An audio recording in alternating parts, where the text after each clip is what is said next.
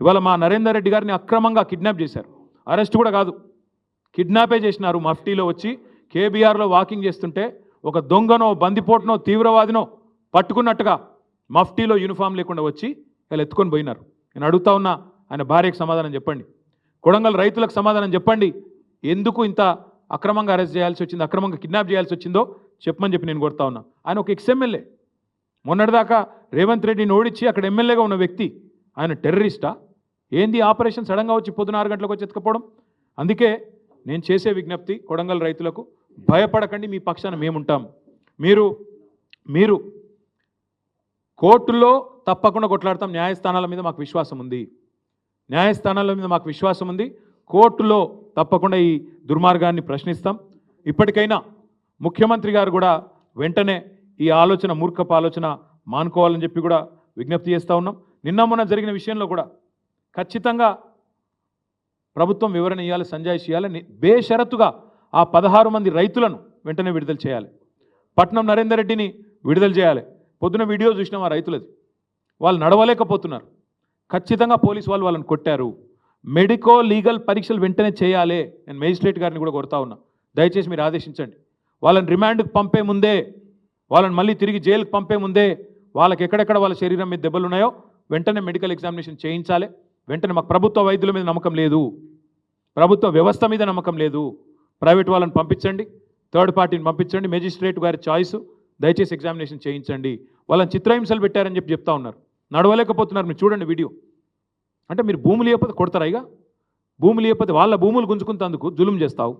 అందుకే వారికి మేము అండగా ఉంటామని చెప్తూ, మరి ఈ నరేందర్ రెడ్డి గారిని ఒకసారి చూడండి, ఎంత దుర్మార్గంగా మఫ్టీలో వచ్చి పొద్దున్నే ఒక్కడన్నా పోలీస్ యూనిఫామ్లో ఉన్నాడా? వీళ్ళు పోలీసు వాళ్ళా లేకపోతే నిజంగానే దొంగలా? మాకేం తెలుసు, కిడ్నాపర్లా? ఎవడో మాకేమెరక.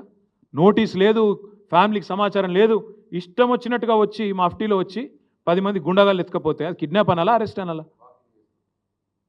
అందుకే వెంటనే ఈ ముఖ్యమంత్రి మూర్ఖపు ఆలోచనలు బంద్ చేయాలి.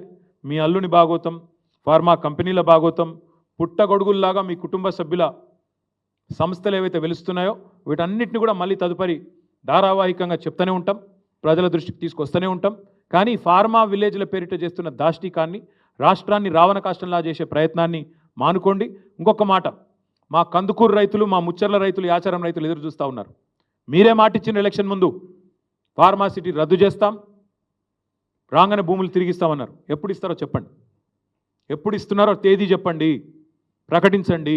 నిజంగా చెప్పాలంటే ఈ ప్రభుత్వము, ఈ తుగ్లక్ ముఖ్యమంత్రి యొక్క అనాలోచిత విధానాల వల్ల అధికారులు బలైతా ఉన్నారు. నేను ఐజీ గారిని కూడా కోరుతా ఉన్నా, ఐపీఎస్ ఐఏఎస్ అధికారులను కూడా కోరుతా ఉన్నా, మీరు దయచేసి ప్రభుత్వ కుట్రలో మీరు అనవసరంగా బలి కాకండి, బలి పశువులు కాకండి. ఎందుకంటున్నా అంటే ఇది ఈరోజు జరిగింది కాదండి, 8-9 నెలల నుంచి కొడంగల్ అట్టుడుకుతున్నది.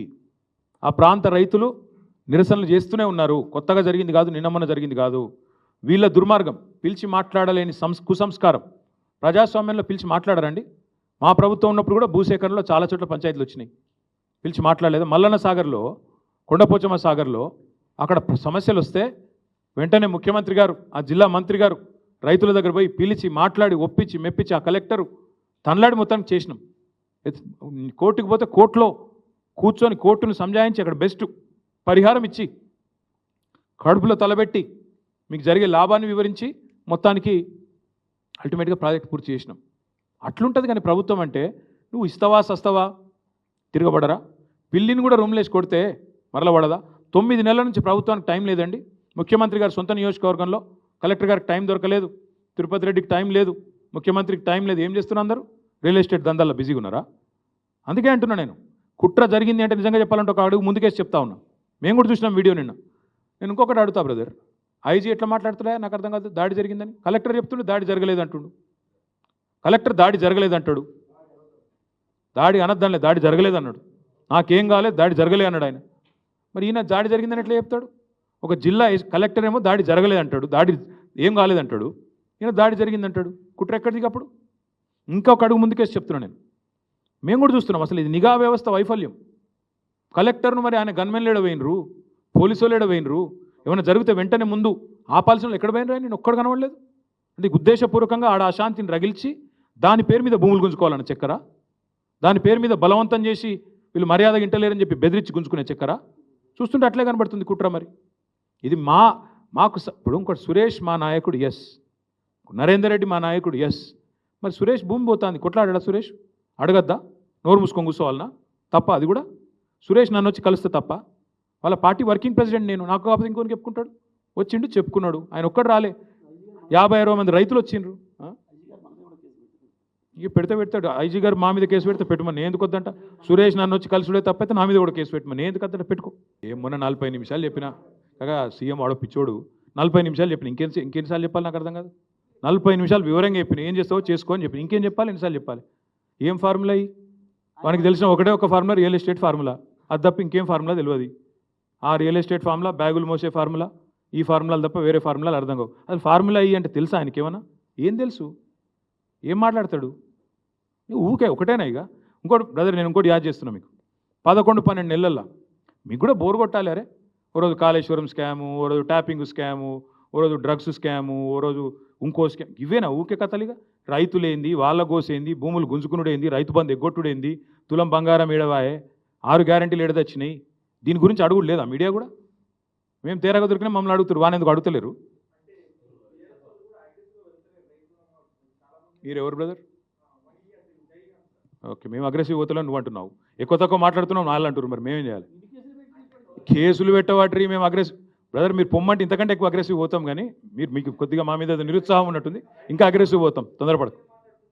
ఓకే ఓకే, డెఫినెట్గా మా పార్టీ తరఫున లగిచెర్ల పోతాము, తప్పకుండా రైతులకు అండగా నిలబడతాము. నిన్న మా నాయకులు మధుసూనాచారి గారు, శ్రీనివాస్ గౌడ్ గారు, మా పట్నం నరేందర్ రెడ్డి, అవినాష్ రెడ్డి గారు, వీళ్ళందరూ పోతే, మా ఎమ్మెల్సీలు నవీన్ కుమార్ రెడ్డి గారు అందరూ పోతే అరెస్ట్ చేశారు.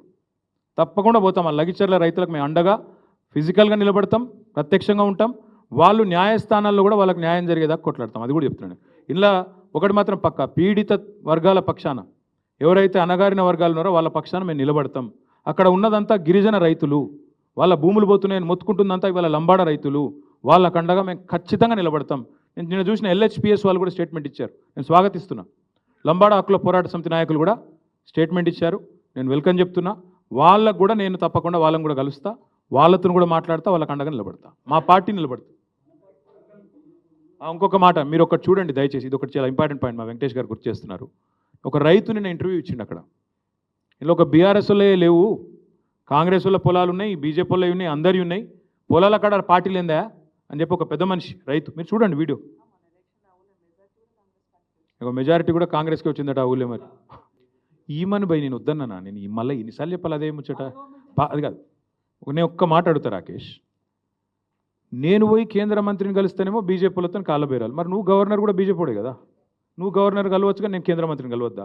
అంటే నువ్వు గవర్నర్ కలిస్తే కూడా బీజేపీతో కాళ్ళబేరానికి పోయినావా? నేను అడుగుతున్నా. బీజేపీ గవర్నర్ నిన్నమన్నట్టు దాకా బీజేపీ మంత్రి కదా త్రిపురలో, మరి ఆయన కూడా బీజేపీడే కదా, బ్లడ్ అయితే అదే కదా, మరి ఆయన కలిసి ఈయన కూడా కాళ్ళబేరానికి పోయినట్ట? అయ్యా, అదానీని కాళ్ళు ఎందుకు మొక్కిరు చెప్పుర్రి, అదానీ కాళ్ళు మొక్కి మీరు ఈడీ రైడ్ల సంగతి ఏందో చెప్పు. అది చెప్పు భయ్, నా మీద ఏ ఎంక్వైరీ చేస్తావు వేసుకో. నేను చెప్పిన మీరు ఇంకా మీ ప్రెస్ కూడా దయచేసి ఒక్కసారి, నేను మలేషియా పోయినో లేదో కూడా చూసుకోవాలి కదా భయ్. మీరు పోకముందే పోయిండని రాస్తే ఎట్లా? మీరు మా అన్న పోయిండు, నేను పోలే. అరే ఆయన పోతే నన్ను కన్ఫ్యూజ్ అయితే ఎట్లా? ఇట్లా ఆయన గడ్డ ముందు నాకు లేదు, అది కూడా చూడరా మీరు? ఆఖరికి నేను పారిపోయినాను రాస్తారు. ఎందుకు పారిపోతా పోయి నాకు అర్థం కాదు. ఢిల్లీకి పోతే నేను ఎందుకు పోయినా? అమృత్లో రేవంత్ రెడ్డి బామ్మర్ది భాగవతం చెప్తేందుకు పోయినా, అది కూడా తప్పేనా? పక్క బామ్మర్దుల భాగవతాలు, అల్లుళ్ళ భాగవతాలు, రేవంత్ రెడ్డి గారి అన్నదమ్ముల భాగవతాలు, కొండల్ రెడ్డి, తిరుపతి రెడ్డి, జగదీష్ రెడ్డి, అనుముల కుటుంబం యొక్క కుంభకోణాలు, గొలుగూరి కుటుంబం కుంభకోణాలు, ఇవన్నీ బయట పెడతానే ఉంటాం. మీరు రాస్తూనే ఉండరు దయచేసి. మీరు రాసుడు బంద్ చేయకూరి. Thank you. ఆయనకు అవగాహన లేదు, ఆయన ఎప్పుడైనా వస్తే నేను మాట్లాడి అన్ని విషయాలు చెప్తాను. ఏమంటారు? అదే ప్రోగ్రాంలో రేవంత్ రెడ్డి గారు ఇంకో మాట చెప్పారు, T hub and startup policy of Telangana is the best policy in India అని కూడా చెప్పిండు. ఇక నేను ఏమంటున్నా అంటే, రేవంత్ రెడ్డి ఎక్కడేం మాట్లాడుతారో ఎవరికి తెలియదు, కానీ కొడంగల్ గురించి మాట్లాడదాం.